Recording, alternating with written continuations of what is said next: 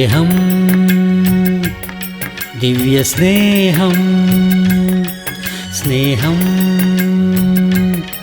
ദിവ്യസ്നേഹം.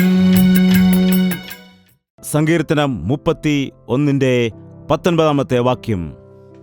നിന്റെ ഭക്തന്മാർക്കു വേണ്ടി നീ സംഗ്രഹിച്ചതും നിന്നിൽ ആശ്രയിക്കുന്നവർക്കു വേണ്ടി മനുഷ്യപുത്രന്മാർ കാണുക നീ പ്രവർത്തിച്ചതും ആയ നിന്റെ നന്മ എത്ര വലിയതാകുന്നു എന്നിവിടെ വായിക്കുവാൻ കഴിയുന്നു. എന്താണ് ഈ സമയത്ത്?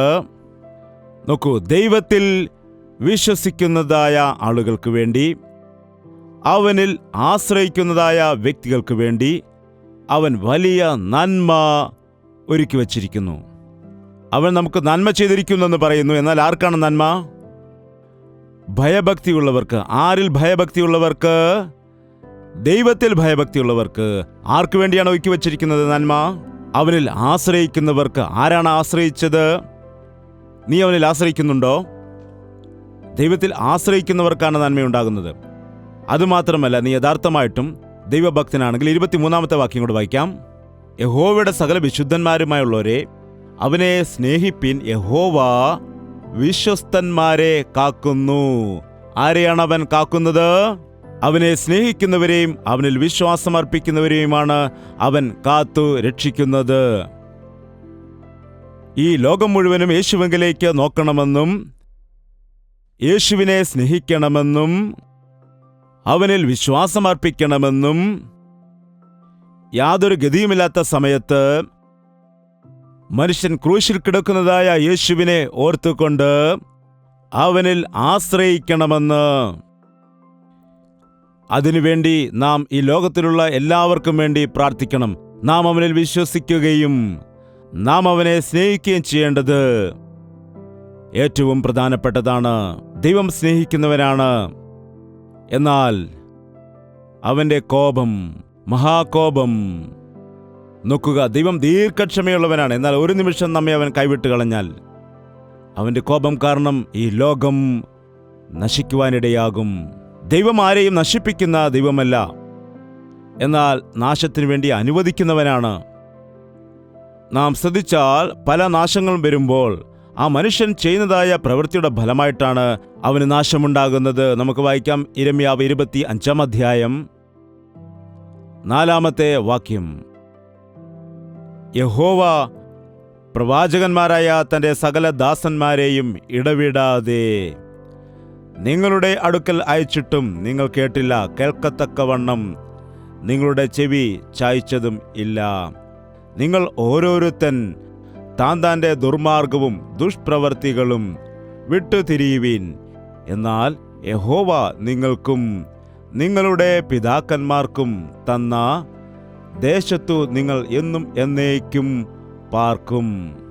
അന്യദേവന്മാരെ സേവിച്ച് നമസ്കരിക്കേണ്ടതിന് അവരോട് ചേരരുത്. നിങ്ങളുടെ കൈകളുടെ പ്രവർത്തികൾ കൊണ്ട് എന്നെ കോപിപ്പിക്കുകയും അരുത്. എന്നാൽ ഞാൻ നിങ്ങൾക്ക് അനർത്ഥം വരുത്തുകയുമില്ല എന്ന് അവർ പറഞ്ഞു. എങ്കിലും നിങ്ങൾ നിങ്ങളുടെ അനർത്ഥത്തിനായി നിങ്ങളുടെ കൈകളുടെ പ്രവർത്തികൾ കൊണ്ടു എന്നെ കോപിപ്പിപ്പാൻ തക്കവണ്ണം എൻ്റെ വാക്കു കേൾക്കാതെയിരുന്നു എന്ന് യഹോവയുടെ അരുളപ്പാട്. എന്താണ് ഇവിടെ പറയുന്നത്? നിങ്ങളുടെ കൈകളുടെ പ്രവർത്തികൾ കൊണ്ട് നിങ്ങൾ എൻ്റെ വാക്കു കേൾക്കാതെ ഇരിക്കുവാനിടയായി. അതുകൊണ്ടാണ് നിങ്ങൾക്ക് അനർത്ഥം സംഭവിച്ചിരിക്കുന്നത്. നിങ്ങളുടെ കൈകളുടെ പ്രവർത്തികളുടെ പ്രതിഫലം നിങ്ങളിന്ന് കണ്ടുകൊണ്ടിരിക്കുന്നു. എൻ്റെ വാക്കു നിങ്ങൾ കേട്ടില്ല. എൻ്റെ പ്രവാചകന്മാരെ നിങ്ങളുടെ അടുക്കലേക്ക് ഞാൻ അയച്ചു. എന്നാൽ നിങ്ങൾ നിങ്ങളുടെ പ്രവർത്തികൾ കാരണം, നിങ്ങളുടെ അജ്ഞാനം കാരണം, നിങ്ങളുടെ അവിശ്വാസം കാരണം, നിന്റെ കൈകൊണ്ടുണ്ടാക്കിയതിനെ നീ ആരാധിച്ചത് കാരണം. എന്താണ് അവൻ കൈകൊണ്ട് ഉണ്ടാക്കിയത്? എന്താണ്? ദൈവം കൈകൊണ്ട് സൃഷ്ടിച്ചത് ഒരുപാടുണ്ട്. ഈ പ്രപഞ്ചത്തെ അവൻ സൃഷ്ടിച്ചതാണ്. എന്നാൽ മനുഷ്യൻ എന്താണ് ചെയ്യുന്നത്? താൻ കൈകൊണ്ടുണ്ടാക്കിയതിലാണ് അവൻ ആനന്ദിക്കുന്നത്. താൻ നിർമ്മിച്ചെടുത്തവയിലാണ് അവൻ സന്തോഷിക്കുന്നത്. അവൻ കണ്ടുപിടിച്ച, അവൻ ഉണ്ടാക്കിയെടുത്തതായ കാര്യങ്ങൾ, അതിലാണവൻ സന്തോഷം കൊള്ളുന്നത്. ചില ആളുകളുണ്ട്, ലഹരി ഉപയോഗിക്കുന്ന ചിലർ ഇങ്ങനെ കൈകളിൽ അതിട്ടിട്ട് തിരുമുന്നത് കാണാം. എന്താണത്? നിന്റെ 2 വിരലുകൾക്കിടയിൽ സിഗരറ്റ് വെച്ചുകൊണ്ട് നീ വലിക്കുന്നു. ഏതെങ്കിലും മദ്യം കുടിക്കുന്ന വ്യക്തി അല്ലെങ്കിൽ ചാരായം കുടിക്കുന്ന വ്യക്തി മദ്യം കൈകൊണ്ടെടുത്തിട്ടല്ലേ കുടിക്കുന്നത്, അല്ലാതെ നായ കുടിക്കുന്നത് പോലെ ഇങ്ങനെ നക്കി നക്കി കുടിക്കുമോ?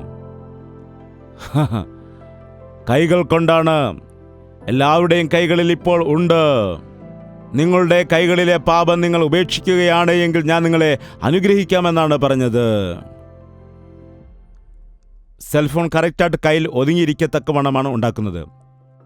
കറക്റ്റായിട്ട് കയ്യിൽ ഇങ്ങനെ സുഖമായിട്ട് പിടിക്കാൻ. ഇന്ന് പലരുടെയും കൈകളിൽ ഇന്ന് സെൽഫോണുകളുണ്ട്. ദൈവത്തിന് സ്തോത്രം. ഇന്ന് ദൈവത്തിൻ്റെ നാമമഹത്വത്തിന് വേണ്ടിയാണ് നാം അത് ഉപയോഗിക്കുന്നത്. അതിൽ കൂടി ദൈവത്തിൻ്റെ നാമത്തിന് മഹത്വമുണ്ടാകുവാൻ, ദൈവത്തിൻ്റെ കാര്യങ്ങൾ ചെയ്യുവാൻ നാം അത് ദൈവത്തിനു വേണ്ടി ഉപയോഗിക്കുന്നു. എന്നാൽ മറ്റു ചില ആളുകൾ, അനേകം ആളുകൾ ആ സെൽഫോൺ ഉപയോഗിച്ചുകൊണ്ട് പാപത്തെ വർദ്ധിപ്പിക്കുന്നു. ദുഷിച്ച കാര്യങ്ങൾ, അശുദ്ധമായ കാര്യങ്ങൾ അതിൽ കൂടി അവർ കാണുന്നു. നിങ്ങൾക്കറിയാമോ, ഞാൻ ഒരു ദിവസം പറഞ്ഞത്, കൈകൾ കഴുകേണ്ടത് എത്രത്തോളം അത്യാവശ്യമാണ്, അതുപോലെ നിങ്ങളുടെ സെൽഫോണും കഴുകേണ്ടതാണ്. സോപ്പ് കൊണ്ട് കൈ കഴുകിയത് കൊണ്ട് മാത്രം കാര്യമില്ല. എന്താണ്? യഥാർത്ഥമായിട്ടുള്ളതായ ബാക്ടീരിയകളെല്ലാം എവിടെയാണെന്ന് വെച്ചാൽ, നിങ്ങളുടെ വായിൽ നിന്ന്, ഉമിനീരിൽ നിന്ന് വരുന്നതായ ബാക്ടീരിയകൾ, നീ കൈകൊണ്ട് അവിടെയും ഇവിടെയും പിടിക്കുമ്പോഴൊക്കെ ഉണ്ടാകുന്നതായ നിന്റെ കൈകളിലെ ബാക്ടീരിയ, ഒരുപക്ഷെ നിന്റെ സെൽഫോൺ നീ ഒരു 10 പേർക്ക് കൊടുക്കുകയാണെങ്കിൽ, എന്താണ്, നിന്റെ സെൽഫോൺ മറ്റുള്ളവർക്ക് കൊടുക്കുന്ന സമയത്ത് അതിൽ കൂടി ഇൻഫെക്ഷൻസ് ഉണ്ടാകും. എന്നാൽ ആരും തന്നെ ഇതുവരെ ആ പരാതി പറഞ്ഞിട്ടില്ല, സെൽഫോണിൽ കൂടി ഇങ്ങനെ ഇൻഫെക്ഷൻസ് ഉണ്ടാകുന്നുവെന്ന്. കൈകൾ കഴുകൂ എന്ന് പറയുന്നു. എന്നാൽ നിങ്ങളുടെ സെൽഫോണും ക്ലീൻ ചെയ്യേണ്ടതാണ്. അതിലും അണുക്കൾ ഉണ്ട്. നിന്റെ കൈകൾ കൊണ്ട് നീ കൃത്രിമമായിട്ടുള്ളതായ പല കെമിക്കൽസും തയ്യാർ ചെയ്യുന്നു. നമുക്കറിയാം ഈ രോഗം എങ്ങനെ വന്നുവെന്ന് പലർക്കും അറിയില്ല. എന്നാൽ ഇത് മനുഷ്യർ നിമിത്തമാണ് വന്നതെന്നാണ് പലരും പറഞ്ഞുകൊണ്ടിരിക്കുന്നത്. ഇത് ബയോവാറിന് വേണ്ടി മനുഷ്യൻ തന്നെ സൃഷ്ടിച്ചെടുത്തതാണ് എന്ന് പലരും പറഞ്ഞതായിട്ട് നമുക്ക് കേൾക്കുവാൻ കഴിയും. ഈ രോഗം എവിടെ നിന്നാണ് വന്നത്? ദൈവം അയച്ചതായ രോഗമാണോ? ദൈവം അനുവദിച്ചു, ദൈവം കൈവിട്ടു. നിന്റെ പ്രവൃത്തിയുടെ ഫലം നീ അനുഭവിക്കുക എന്ന് പറഞ്ഞു. ആ വൃക്ഷത്തിലെ ഫലം തിന്നരുതെന്ന് കൽപ്പിച്ചു. എന്നാൽ അവർ കൽപ്പന ലംഘിക്കാനിടയായി. തിന്നുകയും കൊടുക്കുകയും പകരുകയും ചെയ്തു. അതുതന്നെയാണ് ഇന്നും സംഭവിച്ചുകൊണ്ടിരിക്കുന്നത്. നിങ്ങളുടെ പ്രവൃത്തികൾ കൊണ്ട് എന്നെ ദുഃഖിപ്പിക്കരുത് എന്ന് പ്രവാചകന്മാരെ കൊണ്ട് പറയിച്ചു. എന്നെ ഉപേക്ഷിച്ചുകൊണ്ട് അന്യ ദൈവങ്ങളിലേക്ക് തിരിയരുത്. ദൈവത്തെക്കാൾ കൂടുതൽ സ്ഥാനം നീ എന്തിനാണോ കൊടുക്കുന്നത്, അതാകുന്നു നിന്റെ ദൈവം.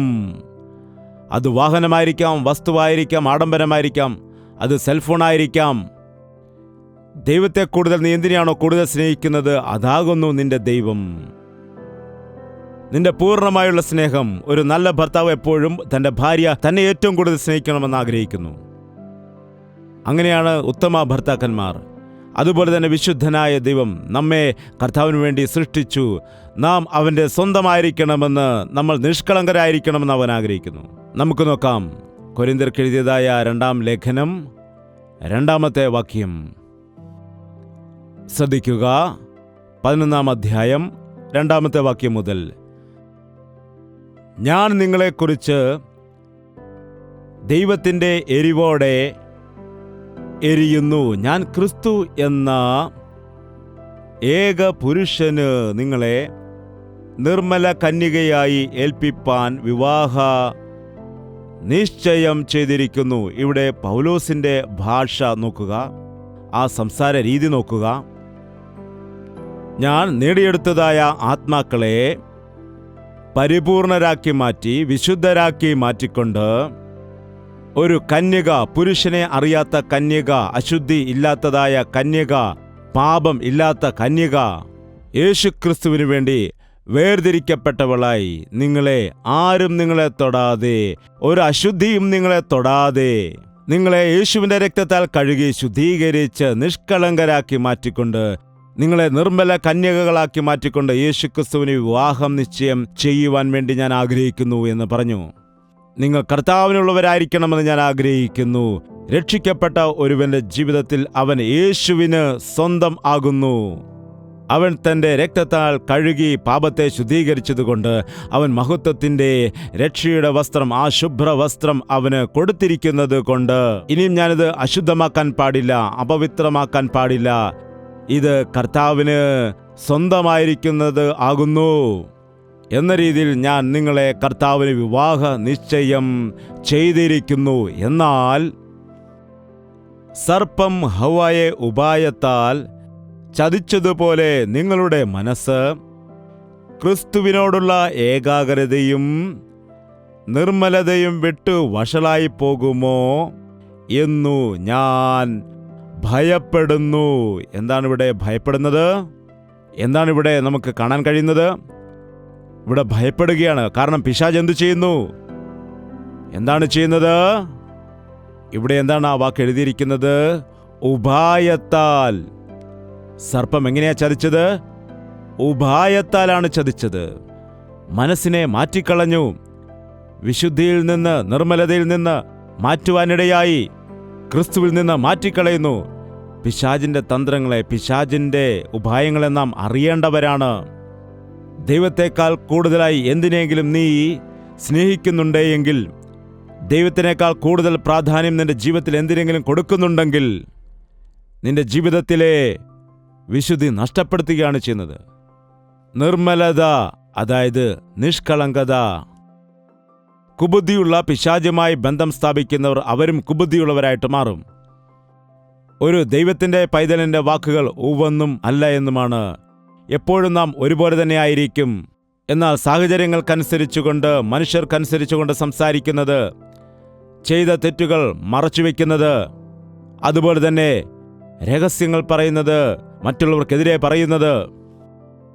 ശ്രദ്ധിക്കുക, എത്ര പേർക്ക് ഇന്ന് പറയുവാൻ കഴിയും, എൻ്റെ ജീവിതം സത്യസന്ധതയുള്ളതാണ്, എൻ്റെ ജീവിതത്തിൽ യാതൊരു രഹസ്യങ്ങളും ഇല്ല, യേശുവിൻ്റെ രക്തത്താൽ കഴുകപ്പെട്ടതിന് ശേഷം എൻ്റെ ജീവിതം നോക്കുമ്പോൾ എൻ്റെ ജീവിതം പൂർണ്ണമായിട്ടും തുറന്നു കാണിക്കുകയാണെങ്കിൽ, വീഡിയോ എടുത്ത് ലോകത്തെ മുഴുവനും കാണിച്ചാലും എനിക്ക് ലജ്ജിക്കേണ്ടതായ ഒരു കാര്യവുമില്ല എന്ന് എത്ര പേർക്ക് ധൈര്യത്തോടെ പറയുവാൻ കഴിയും? നോക്കുക, പാപിക്ക് തൻ്റെ പാപം മനസ്സിലാക്കുവാൻ കഴിയില്ല. പാപിക്ക് തൻ്റെ ജീവിതത്തെ മനസ്സിലാക്കാൻ കഴിയില്ല. സത്യസന്ധത നഷ്ടപ്പെടുന്നു. നടനഭക്തി, മറ്റുള്ളവരെ കാണിക്കാൻ കപടവേഷം ധരിക്കുന്നു. പേരിന് വേണ്ടിയുള്ള ഭക്തി, മനുഷ്യരെ കാണിക്കാൻ എന്തെല്ലാമോ ചെയ്യുന്നു. ഇങ്ങനെ നിർമ്മലത നഷ്ടപ്പെട്ട മനുഷ്യരോട് അവൻ ക്ഷമിക്കില്ല. ഇങ്ങനെയുള്ളവർ ദൈവത്തിൻ്റെ അനുഗ്രഹത്തെ പ്രാപിക്കില്ല. ഇങ്ങനെയുള്ള വ്യക്തികൾ അശുദ്ധരായവരാണ്. അങ്ങനെയുള്ള വ്യക്തികളെ കൊണ്ട് ഇന്ന് ക്രിസ്തീയ ലോകം നിറഞ്ഞിരിക്കുന്നു. ക്രിസ്തുവിനെ അറിയാത്ത വ്യക്തികളെക്കാൾ കൂടുതലായി ക്രിസ്തുവിനെ അറിഞ്ഞിട്ട് വിശുദ്ധിയോടെ ജീവിക്കാത്ത വ്യക്തികൾ കാരണമാണ് ഇങ്ങനെയുള്ളതായ ആപത്തുകൾ ഈ ലോകത്തിൽ ഉണ്ടാകുന്നത്. അതുകൊണ്ട് നാം നമ്മെ പരിശോധിക്കേണ്ടതാണ്. കൊരിന്ത്യർക്കെഴുതിയ 2-ാം ലേഖനം 11-ാം അധ്യായം 4-ാമത്തെ വാക്യം. ഒരുത്തൻ വന്നു ഞങ്ങൾ പ്രസംഗിക്കാത്ത മറ്റൊരു യേശുവിനെ പ്രസംഗിക്കുകയോ, നിങ്ങൾക്ക് ലഭിക്കാത്ത വേറൊരു ആത്മാവെങ്കിലും, നിങ്ങൾ കൈക്കൊള്ളാത്ത വേറൊരു സുവിശേഷമെങ്കിലും ലഭിക്കുകയോ. അയ്യോ, ഇതെന്താണ്? ഞങ്ങൾ പ്രസംഗിക്കാത്ത മറ്റൊരു യേശുവിനെക്കുറിച്ച് അവർ പ്രസംഗിക്കുന്നുവെന്ന്, അല്ലെങ്കിൽ നിങ്ങൾ പ്രാപിച്ചിട്ടില്ലാത്ത മറ്റൊരു ആത്മാവിനെക്കുറിച്ച് പ്രാപിക്കുന്നുവെന്ന് പറയുന്നു. അതുപോലെ നിങ്ങൾ കേൾക്കാത്ത മറ്റൊരു സുവിശേഷത്തെക്കുറിച്ച് പറയുന്നു. ഈ കാലത്ത് കൂടുതലും അതാണ് കേൾക്കുന്നത്, മറ്റൊരു യേശുവിനെ. ചിലർക്ക് ക്രൂശ് ആവശ്യമാണ്, യേശു വേണ്ട. മറ്റു ചിലർക്ക് യേശുവിനെ വേണം, ക്രൂശ് വേണ്ട. എന്താണ്? ചിലർക്ക് ക്രൂശിനെ വേണം, കഴുത്തിൽ തൂക്കിയിടുവാൻ, ഭിത്തിയിൽ തൂക്കിയിടാൻ വേണ്ടി വേണം, ഉപവാസ പ്രാർത്ഥനയിൽ വേണം. യേശുവിൻ്റെ ക്രൂശീകരണ സമയത്ത് അതുപോലെയുള്ള കാര്യങ്ങൾ ചെയ്യാൻ ക്രൂശ് വേണം. ആചാരമായ ഭക്തി ചെയ്യുന്നതായ ആളുകൾ, അങ്ങനെയുള്ള അനേകം ആളുകളുണ്ട്. ക്രൂശിനെ പ്രസംഗിക്കുന്നു, എന്നാൽ അതിൻ്റെ ശക്തി അവർ അനുഭവിക്കുന്നില്ല. മറ്റു ചിലർക്ക് യേശുവിനെ വേണം, ആ ക്രൂശ് വേണ്ട. കാരണം നന്മ വേണം, അനുഗ്രഹം വേണം, ആഡംബരങ്ങൾ, സുഖ സൗകര്യങ്ങൾ എല്ലാം വേണം അവർക്ക്. അവനിൽ കൂടി ലഭിക്കുന്നതായ സകല നന്മകളും അവർക്ക് വേണം. എന്നാൽ ക്രൂശിനെ എടുത്തുകൊണ്ട് അവനെ അനുഗമിക്കാൻ അവർക്ക് കഴിയില്ല. പൗലോസ് പറഞ്ഞു, ഞങ്ങൾ ക്രൂശിക്കപ്പെട്ടതായ യേശുക്രിസ്തുവിനെ പ്രസംഗിക്കുന്നു. എന്താണ് പ്രസംഗം? ക്രൂശിക്കപ്പെട്ടതായ ക്രിസ്തു. ക്രിസ്തുവില്ലാത്ത ക്രൂശ് അത് ക്രൂശല്ല, അത് വെറുമൊരു തടി മാത്രമാണ്. അപ്പോൾ ഞങ്ങൾ ക്രൂശിക്കപ്പെട്ട ക്രിസ്തുവിനെ പ്രസംഗിക്കുന്നു. എന്നാൽ ചില ആളുകൾ ഇതല്ലാതെ വേറൊരു ക്രിസ്തുവിനെ പ്രസംഗിക്കുന്നു. ഇന്ന് ലോകത്തിൽ നോക്കുമ്പോൾ എത്രയോ ഡിനോമിനേഷനുകളുണ്ട്, എത്രയോ സഭകളുണ്ട്. നിങ്ങൾ ആലോചിച്ചു നോക്കുക. യഥാർത്ഥമായി പറയുന്നതായിട്ടുള്ള ഇന്നത്തെ സുവിശേഷത്തിൽ ക്രൂശിക്കപ്പെട്ടതായ ക്രിസ്തുവിനെ കാണുവാൻ കഴിയുന്നുണ്ടോ?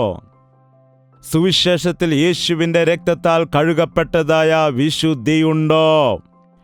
ഇത് വചനപ്രകാരമുള്ള സുവിശേഷ ഘോഷണമാണ്. അതുകൊണ്ടാണ് നിങ്ങൾ എത്രയോ ലൈവ് പ്രോഗ്രാമുകൾ കണ്ടാലും, എത്രയോ പ്രസംഗങ്ങൾ നിങ്ങൾ കേട്ടാലും, നാഷണൽ ഇന്റർനാഷണൽ ലെവലിൽ എത്രയോ പ്രാസംഗികരുടെ പ്രസംഗങ്ങൾ നിങ്ങൾ കേട്ടാലും, നിങ്ങൾ പിടിക്കേണ്ടത് കർത്താവിൻ്റെ വചനത്തെയാണ്. അവൻ്റെ വചനത്തിലാണ് നിങ്ങൾ വിശ്വസിക്കേണ്ടത്. അല്ലാതെ കാറ്റത്ത് ആടി ഉലയുന്നത് പോലെ ഉപദേശത്തിൽ അങ്ങോട്ടും ഇങ്ങോട്ടും ആടി ഉലയുവാൻ പാടില്ല. കാറ്റടിച്ച് ആടി ഉലയുന്ന വ്യക്തികളായിട്ട് മാറാതെ നോക്കൂ. എഫേസ്യർക്ക് എഴുതിയ ലേഖനം 4-ാം അധ്യായം 14-ാമത്തെ വാക്യം.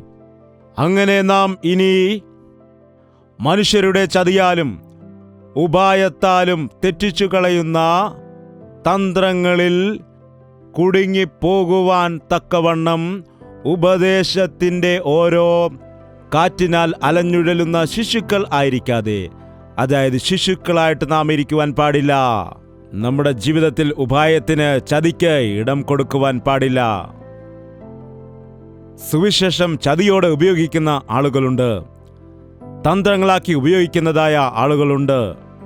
അതുകൊണ്ടാണ് ഈ കാലത്ത് നോക്കുമ്പോൾ എത്രയോ സുവിശേഷ പ്രചരണങ്ങൾ, പ്രസംഗങ്ങൾ നടക്കുന്നു. എന്നാൽ അതിനനുസരിച്ചുള്ളതായ പശ്ചാത്താപം മനുഷ്യനിൽ ഉണ്ടാകുന്നില്ല. മനുഷ്യൻ അനുതപിക്കുന്നില്ല. ഒരു പ്രസംഗത്തിൽ കൂടി ഒരു വ്യക്തി ചെയ്യുന്നത് മനുഷ്യനെ ആശ്വസിപ്പിക്കാനാണ്, അവനെ ബലപ്പെടുത്താനാണ്. അല്ലാതെ എൻ്റെ പാപമെന്താണ്, അതിനുവേണ്ടി ഞാൻ പശ്ചാത്തപിക്കണം.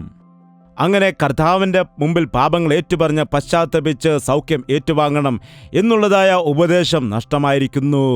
ഉപദേശത്തിൻ്റെ കാറ്റിനാൽ അലഞ്ഞുഴലുന്നവരായിരിക്കാതെ എങ്ങനെയുള്ള ഉപദേശമാണിപ്പോൾ? ചതിയാലും ഉപായത്താലും തന്ത്രങ്ങളിൽ കുടുങ്ങിപ്പോകുവാൻ തക്കവണ്ണം ഉപദേശത്തിൻ്റെ ഓരോ കാറ്റിനാൽ അലഞ്ഞുഴലുന്ന ശിശുക്കൾ ആയിരിക്കാതെ എന്നാണ് വചനം പറയുന്നത് നമ്മോട്. സ്നേഹമുള്ളവരായി സത്യം സംസാരിച്ചുകൊണ്ട് ക്രിസ്തുവിനെ പോലെ ആയിരിക്കുവാൻ, എല്ലാ രീതിയിലും നാം അങ്ങനെ ആയിരിക്കുവാൻ കർത്താവ് നമ്മെക്കുറിച്ച് ആഗ്രഹിക്കുന്നു. രക്ഷിക്കപ്പെട്ടതായ നീ അങ്ങോട്ടും ഇങ്ങോട്ടും ആടിയുലയുന്നവനാകാതെ, ആ ഉപദേശം കേട്ട് അങ്ങോട്ട് പോയി, ഈ ഉപദേശം കേട്ട് ഇങ്ങോട്ട് വന്നു, അത് കണ്ട് അങ്ങോട്ട് പോയി, ഇങ്ങനെ അങ്ങോട്ടും ഇങ്ങോട്ടും പോയി നിന്റെ വിശ്വാസത്തെ, ഭക്തിയെ ആടിയുലയുന്നതായി മാറാതെ നീ സ്ഥിരപ്പെട്ട് നിൽക്കാനാണ് പറയുന്നത്. ഒരു ചെടി നട്ടിട്ട് അത് പറിച്ച് അങ്ങോട്ട് മാറ്റിവെച്ചു, കുറച്ച് കഴിഞ്ഞ് ഇങ്ങോട്ട് മാറ്റിവെച്ചു. അങ്ങനെയാണെങ്കിൽ എന്താണ് സംഭവിക്കുന്നത്? അതിനെന്ത് സംഭവിക്കും? അതിന് വളരുവാൻ കഴിയില്ലല്ലോ, അത് ചത്തുപോകും. ഉപായത്താലും ചതിയാലും പറയുന്നതായ തന്ത്രങ്ങളിൽ പറയുന്നതായ ഉപദേശത്താൽ ആടിയുലയാതെ എന്താണ് കർത്താവ് പറയുന്നത്? സ്നേഹമുള്ളവരായി, വിശ്വാസമുള്ളവരായി. അതാണ് കർത്താവ് നമ്മെക്കുറിച്ച് പറയുന്നത്.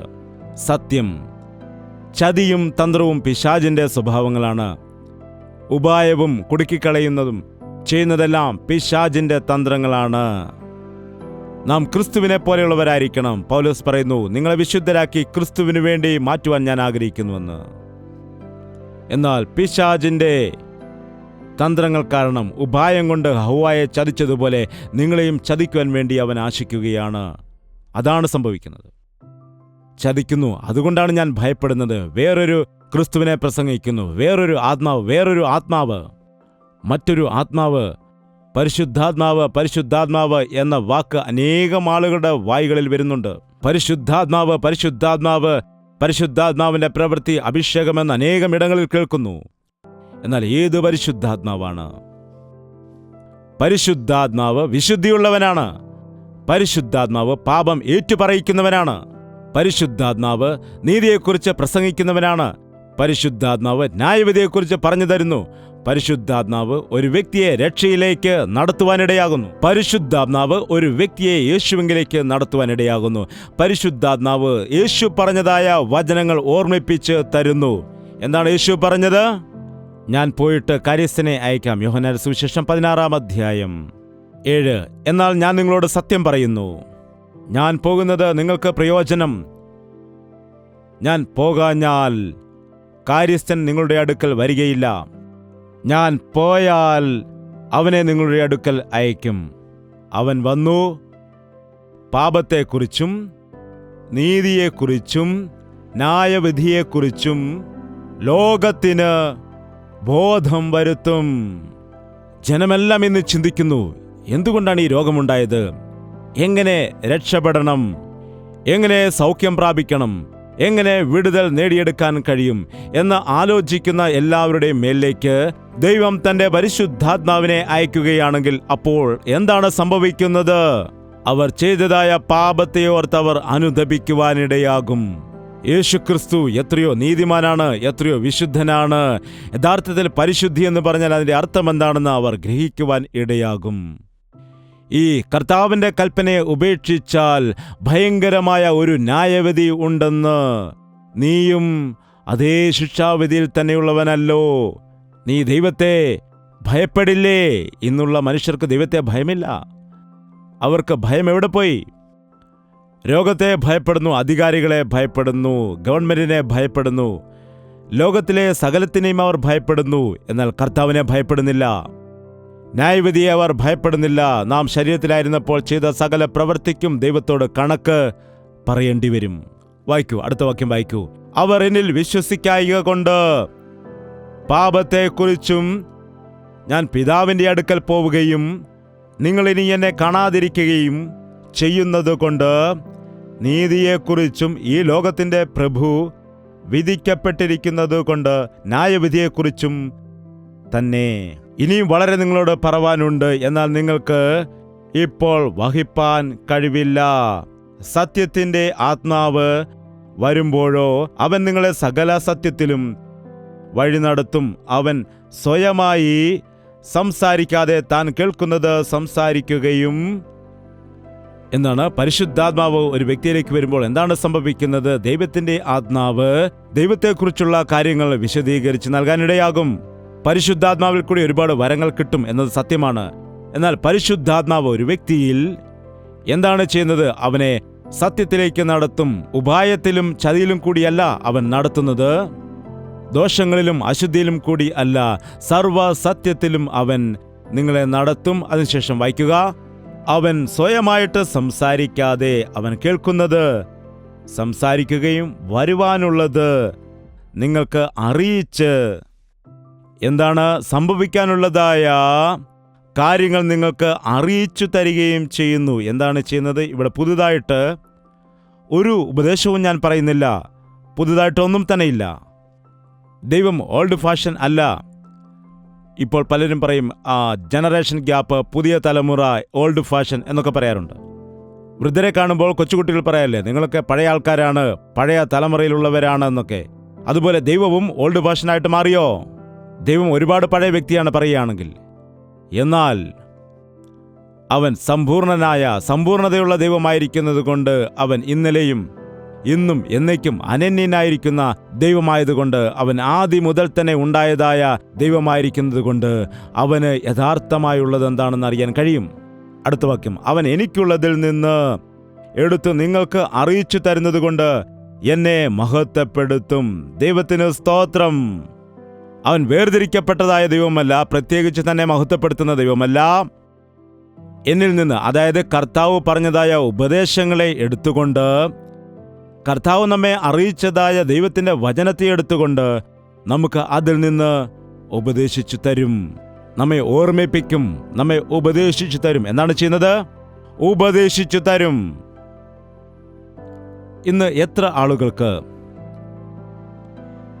ആദ്യം മുതൽ തന്നെ ഉള്ളതായ ആ നല്ല മനസാക്ഷി, ആ നല്ല നിഷ്കളങ്കത്വം, ആ വിശ്വാസം, ആ ആത്മീയത, ആ പ്രാർത്ഥനാ ജീവിതം ഉള്ളവരുണ്ട്? പരിശുദ്ധാത്മാവിൻ്റെ പ്രവർത്തികൾ ഈ ലോകക്കാർ അറിയണമെന്നുണ്ടെങ്കിൽ ആ വചനം എനിക്ക് ഒരുപാട് ഇഷ്ടപ്പെട്ടു. ഒരിക്കൽ കൂടി വായിക്കുക. എന്താണ്? അവർ എന്നിൽ വിശ്വസിക്കായ്ക കൊണ്ട്, ലോകമെന്നിൽ വിശ്വസിക്കായ്ക കൊണ്ട് പാപത്തെക്കുറിച്ച് ബോധം വരുത്തുകയാണ് ചെയ്യുന്നത്. ഈ ദിവസം നമ്മുടെ പാപങ്ങൾ നാം ഏറ്റുപറയുകയാണെങ്കിൽ നമ്മുടെ സകല പാപങ്ങളും ക്ഷമിച്ച് നമ്മെ വിശുദ്ധീകരിക്കുവാൻ തക്കവണ്ണം അവൻ വിശ്വസ്തനും നീതിമാനുമാകുന്ന ദൈവമാകുന്നു. അവൻ നമ്മെ വിശുദ്ധീകരിക്കും. നമ്മുടെ പാപങ്ങൾ നാം ഏറ്റുപറയുന്നതായ സമയത്ത് നമുക്ക് രോഗസൗഖ്യങ്ങൾ സംഭവിക്കാനിടയാകും.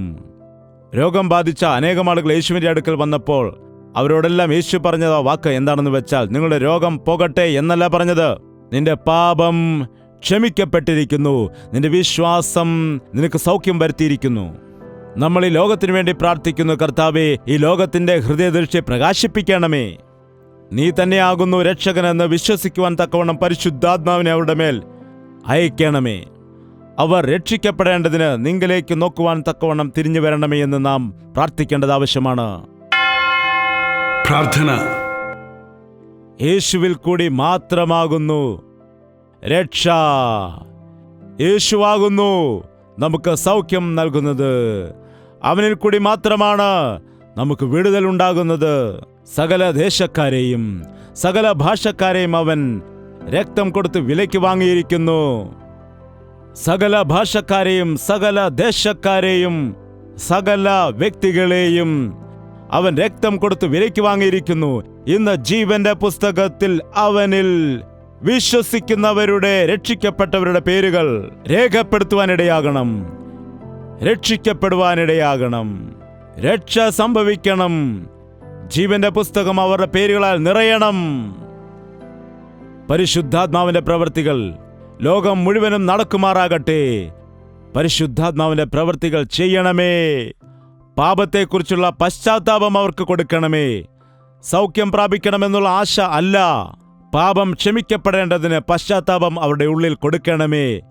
നീതീകരിക്കപ്പെട്ട യേശുവിലേക്ക്, ഞങ്ങൾക്ക് വേണ്ടി കഷ്ടത സഹിച്ച യേശുവിലേക്ക് നോക്കുവാൻ ഞങ്ങളുടെ ഹൃദയദൃഷ്ടി പ്രകാശിപ്പിക്കണമേ. എല്ലാ രാജ്യത്തിനും അത്യാവശ്യമായിരിക്കുന്നത് പരിശുദ്ധാത്മാവിന്റെ പ്രവൃത്തികളാണ്.